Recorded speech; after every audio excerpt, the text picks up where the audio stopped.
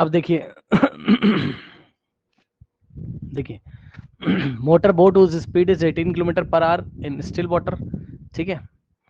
तो अब देखना जरा उसने आपको motor boat whose speed is इतना इन स्टिल वाटर, है ना, तो उसने आपको एक्स की वैल्यू दी है कि नहीं दी है बताइए। बिकॉज हम लोग क्या करते थे, yes sir. Speed of the boat in still water हम लोग कितना मानते थे बताना। Sir x kilometre per our. हाँ, तो उसने कहीं ना कहीं यही आपको वैल्यू दी हुई है,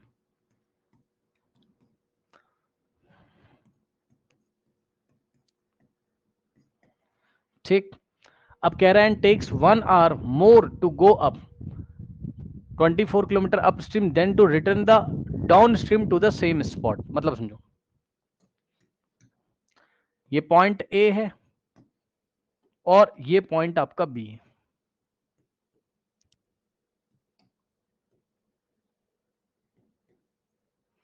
ठीक। देखो, और ये स्ट्रीम है आपकी, स्ट्रीम फ्लो ऐसे हो रहा है,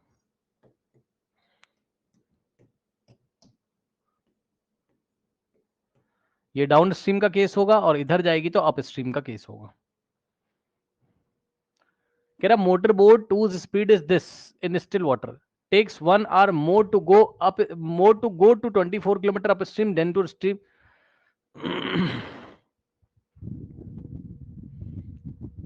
सर लीनियर इक्वेशन का है क्वाड्रेटिक, ओ सॉरी, ओ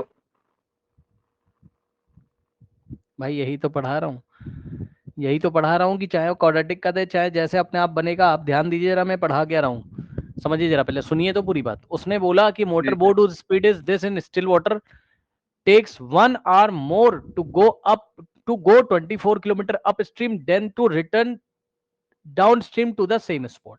ये वाले पॉइंट से यहां तक गया, पहले उसने 24 kilometre upstream then to return the downstream. हाँ, तो पहले अप स्ट्रीम का केस है,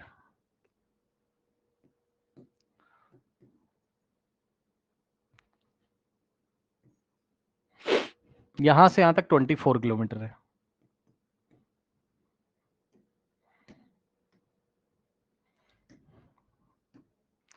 और ये आपकी इस तरीके से स्ट्रीम की डायरेक्शन है,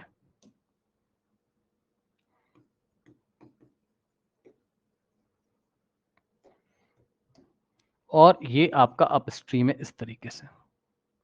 कौन सा केस दिखाया बताइए मैंने आपको। और एक डायग्राम बना लेते हैं यहीं पे डाउन स्ट्रीम का भी। डाउन स्ट्रीम में कुछ नहीं होगा, बस ऐसा होगा।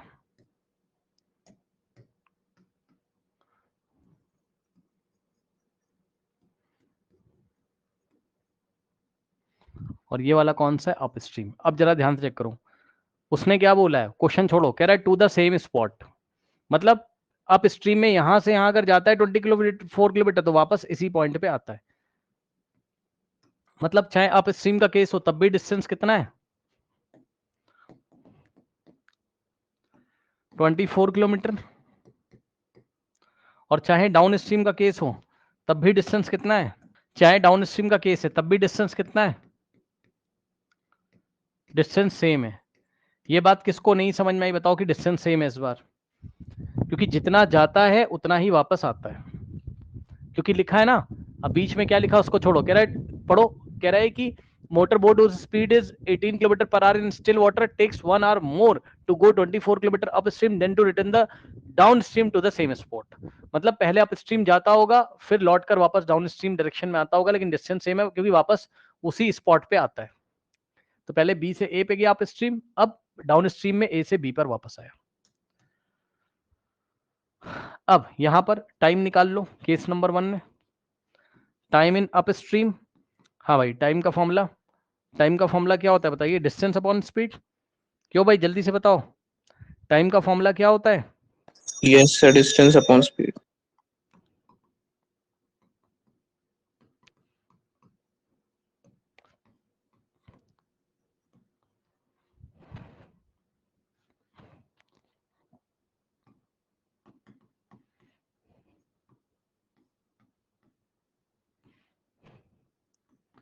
डिस्टेंस कितना गया अप स्ट्रीम में 24 किलोमीटर, और स्पीड कितनी होगी अप स्ट्रीम में?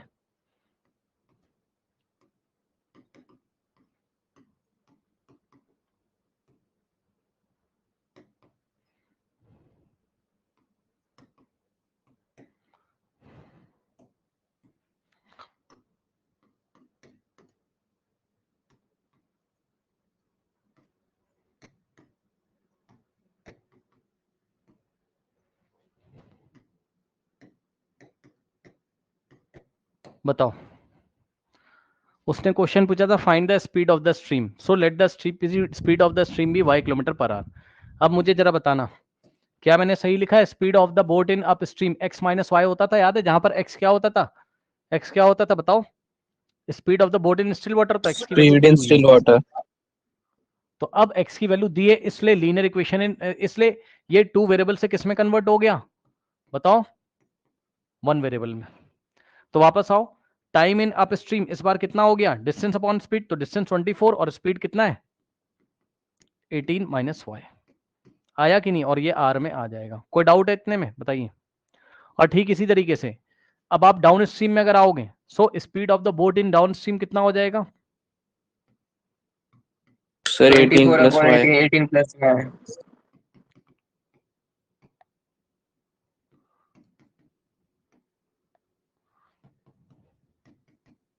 और x की वैल्यू यहां दी रहती, बस इतना है और कुछ नहीं है।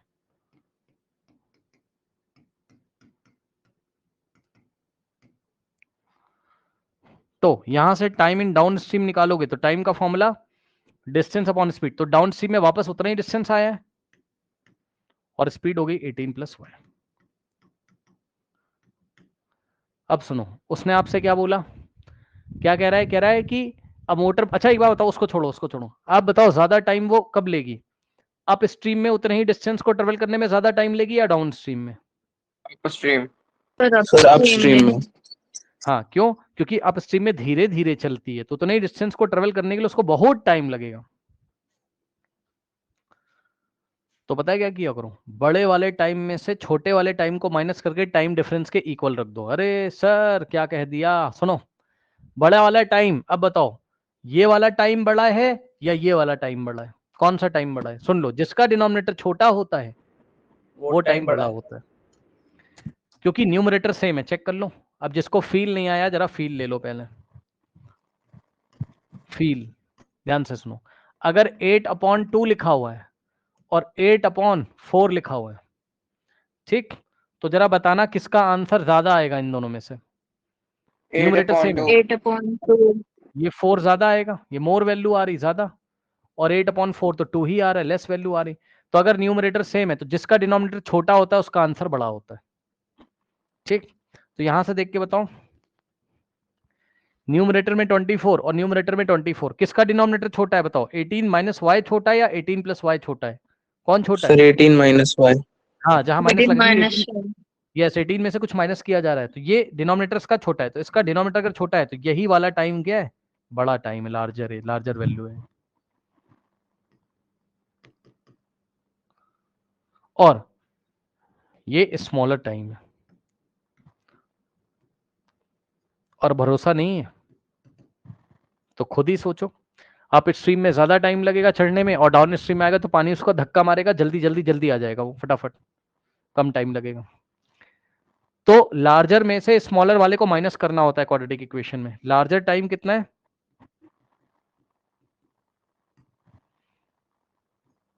माइनस स्मॉलर टाइम, और जो भी टाइम डिफरेंस है उसको क्वेश्चन में जितना टाइम डिफरेंस दिया उसके इक्वल रख दो बस। क्वेश्चन में टाइम डिफरेंस कितना दिया हुआ है? 1 आवर, खत्म। अब आप चेक कर लो इसी चीज को, है ना? उसने आपको क्या बोला था? कह रहा है कि स्टिल वाटर, है ना? अब देखो जरा ये बात पढ़ो, उसने बोला था takes 1 hour more to go 24 kilometre upstream then to the downstream on the same spot. मतलब उसको अप स्ट्रीम जाने में 1 घंटा ज्यादा लगता है as compare to downstream. मतलब डाउन स्ट्रीम में जितना टाइम लगता था उससे 1 घंटा ज्यादा उसको अप स्ट्रीम में लगता है उतना ही डिस्टेंस ट्रेवल करने के लिए। ठीक, तो इसमें कुछ नहीं करना है, बड़े वाले टाइम में से छोटे वाले को माइनस आपको कर देना और डिफरेंस जो देगा 1 आवर 2 आवर का रख देना और सॉल्व कर लेना। अब ये क्वाड्रेटिक बन जाएगी, चेक कर लो। इस पे हम बाद में और भी डिटेल में चर्चा करेंगे, अभी बस मुझे दिखाना था कि क्वेश्चन कुछ नहीं होता आपका, क्वेश्चन वही होता है। तो इसको कैसे सॉल्व करते हैं, ध्यान सुनो। इसकी प्रैक्टिस बाद में होगी क्वाड्रेटिक में, लेकिन बस मैंने आपको कनेक्ट करवाया अभी।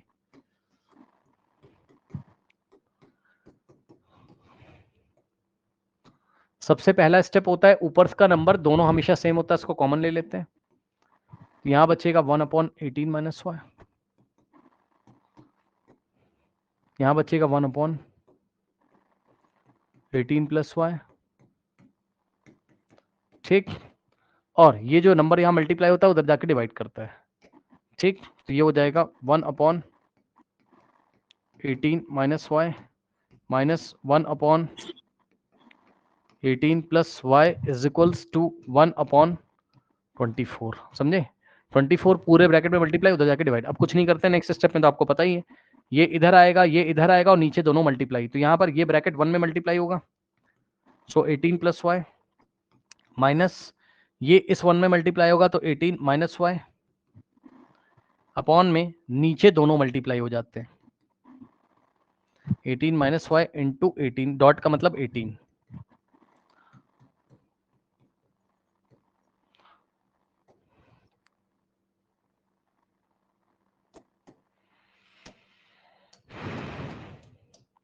अब इसको ब्रैकेट ओपन करिए तो 18 प्लस वाई और माइनस से ओपन करोगे तो माइनस 18 और minus minus plus divided by नीचे कितना हो जाएगा a माइनस बी इंटू, हाँ भाई ध्यान दें, नीचे फॉर्मूला लगेगा a minus b into a plus b, a square minus b square,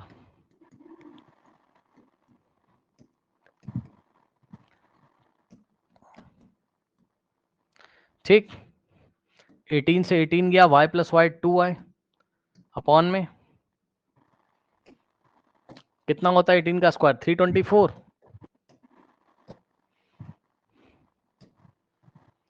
तो 324 और माइनस वाई स्क्वायर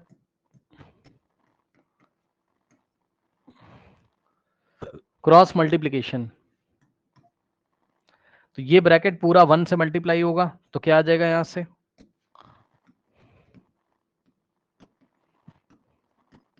ये 1 से होगा तो इतना आएगा 24 इंटू 2 48 और साथ में y। अब माइनस वाई स्क्वायर हम पहले लिखेंगे, फिर माइनस 48y लेफ्ट में आएगा और प्लस में 324 बचेगा इज इक्वल टू 0। अब ये एक क्वाड्रेटिक बन गई, बोथ साइड -1 से मल्टीप्लाई कर देंगे। ये सब इसकी आदत आपको धीरे धीरे बाद में पड़ेगी, बस मैं आपको ये बताना चाहता था कि ये क्वाड्रेटिक बनेगी। -1 से इधर करोगे मल्टीप्लाई और -1 से इधर करोगे, तो यहाँ से आएगा minus minus plus y square और माइनस माइनस प्लस 48 वाई और minus 324 is equal to 0 into -1 0। ये आपके पास एक क्वाड्रेटिक इक्वेशन आ जाएगी। यही आपने क्वाड्रेटिक पॉलिनोमियल में पढ़ा था, याद है। स्प्लिटिंग द मिडिल टर्म से इसको सॉल्व करेंगे। Yes, sir.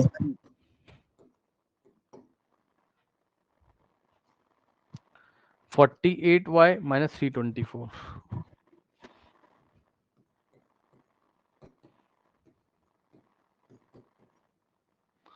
ठीक। अब इसको इसमें मल्टीप्लाई करोगे, अब तो बस ऐसे ही आ गई बात सॉल्व करने की, तो कितना आएगा बताओ, और फिर इसके प्राइम फैक्टर करोगे, सर 54y माइनस 6y आ रहा है।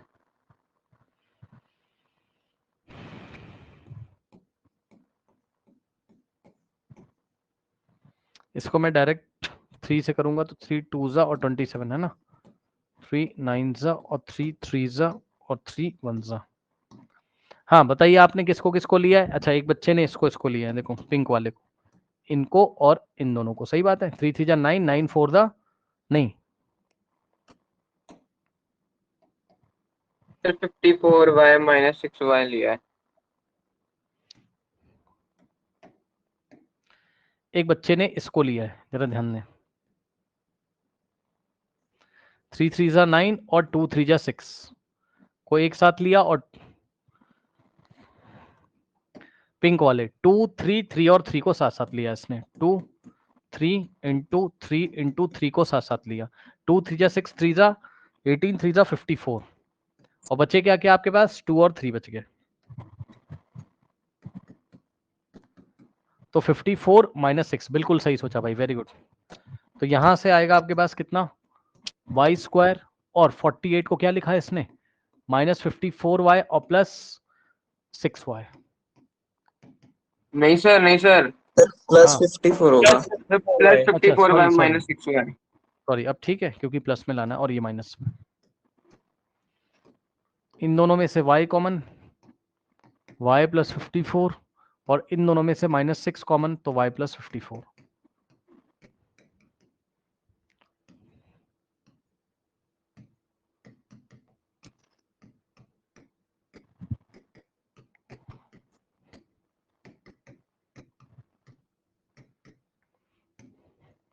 इसको रखोगे तो माइनस 54, और स्पीड कभी नेगेटिव हो नहीं सकती, इसलिए हम पॉजिटिव वाला ही आंसर लेंगे। स्पीड हमेशा पॉजिटिव होती, तो स्पीड कितनी आ रही है हमारी,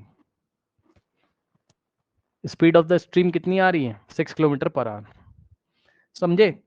तो इस तरीके से कहने का मतलब है कि आपकी जो क्वाड्रेटिक होगी वो अपने आप आ जाएगी, आप परेशान मत होइए, ठीक है।